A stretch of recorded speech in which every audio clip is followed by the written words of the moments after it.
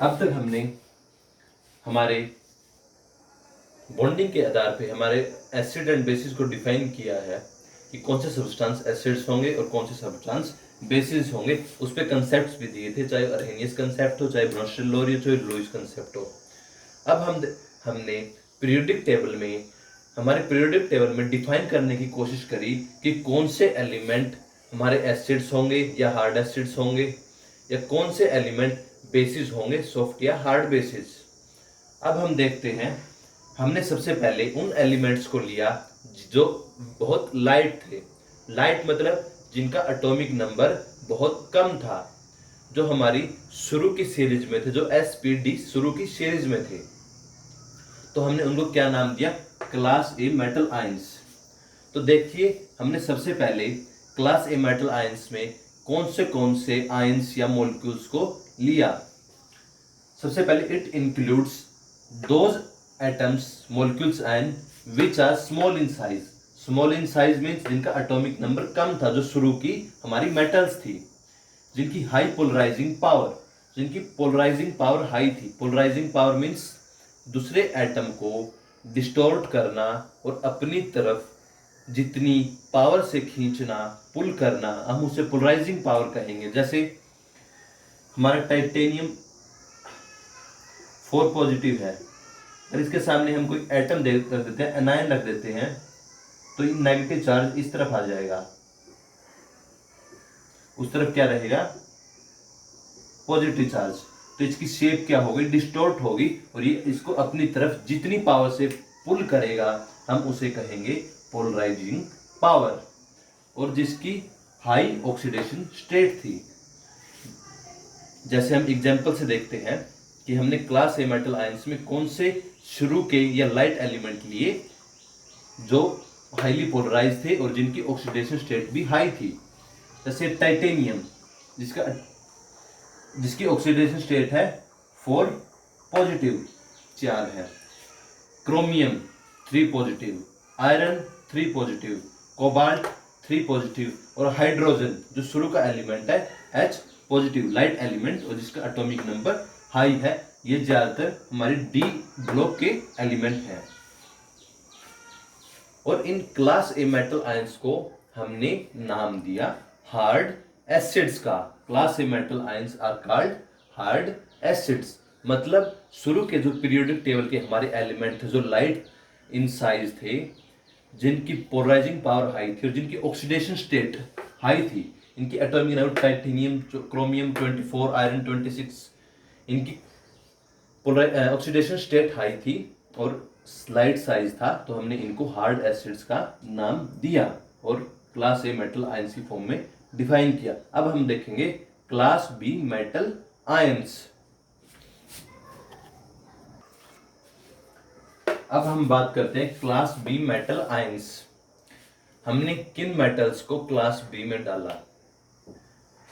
जो मेटल, जो सब्सटेंस जो साइज में बड़े थे, मीन्स जिनका एटॉमिक नंबर ज्यादा था, जिनकी लो पोलराइजिंग पावर थी, मीन्स दूसरे एटम को डिस्टॉर्ट करने, उसकी शेप में चेंज करने और अपनी तरफ खींचने की पावर बहुत कम थी, और जिनका लोअर ऑक्सीडेशन स्टेट, जिनकी ऑक्सीडेशन स्टेट ये 2 पॉजिटिव 2 पॉजिटिव पॉजिटिव, ये बहुत कम थी, उन एटम को हमने क्लास बी की कैटेगरी में डाला।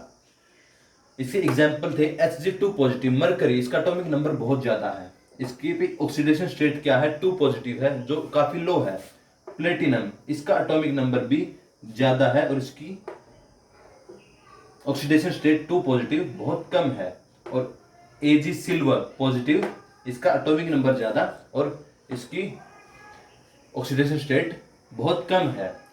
इन एटम्स को, इन आयंस को हमने सॉफ्ट एसिड की टर्म में डिनोट किया, मीन्स हमने इनको सॉफ्ट एसिड्स कहा, जिसकी ये प्रॉपर्टी थी।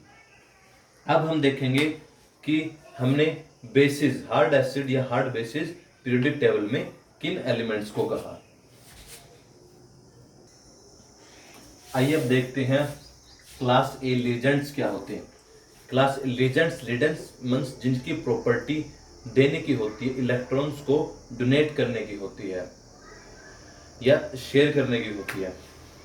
आइए देखते हैं, क्लास ए लीजेंड्स वो मॉलिक्यूल्स या आयंस होंगे जो which combine with class A metal ions.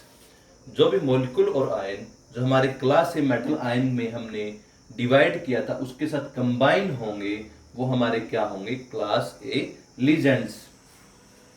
इनकी क्या प्रॉपर्टी होगी, इट हैज डोनर एटम्स, इसके पास डोनर एटम्स होंगे, क्योंकि हमारे जो मेटल आयंस थे, क्लास ए मेटल आयंस, उनके ऊपर वो कैटायंस थे, उनके ऊपर पॉजिटिव चार्ज था, मींस उनकी कैपेबिलिटी नेगेटिव चार्ज को लेने की थी।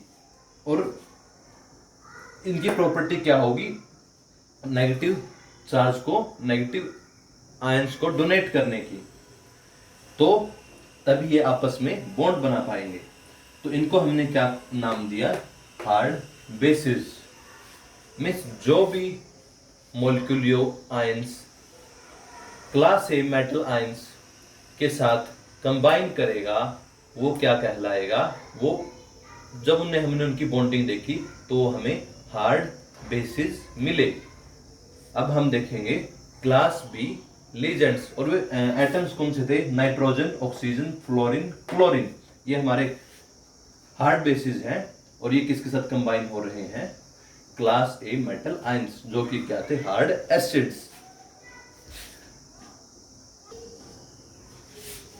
आइए हम देखें class B ligands. Class B ligands होंगे वो मॉलिक्यूल या आयंस जो हमारे क्लास बी मेटल आयंस के साथ कंबाइन होंगे।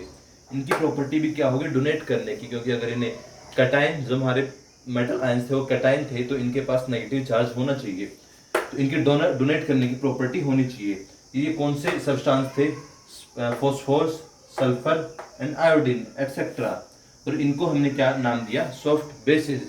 सो क्लास बी लीजेंड्स जो क्लास बी मेटल आयन के साथ कंबाइन कर रहे हैं वो हमारे क्या हुए, सॉफ्ट बेसिस। और जो क्लास ए लीजेंड्स हैं जो हमारे क्लास ए मेटल आयन के साथ कंबाइन कर रहे हैं वो हमारे क्या हुए, हार्ड बेसिस। ये हमारा यहाँ पे खत्म होता है। इसके जो रिजल्ट्स थे वो काफी इंटरेस्टिंग थे, जो हम हमारे नेक्स्ट कंसेप्ट में पढ़ेंगे, जो बहुत इजी और इंटरेस्टिंग है।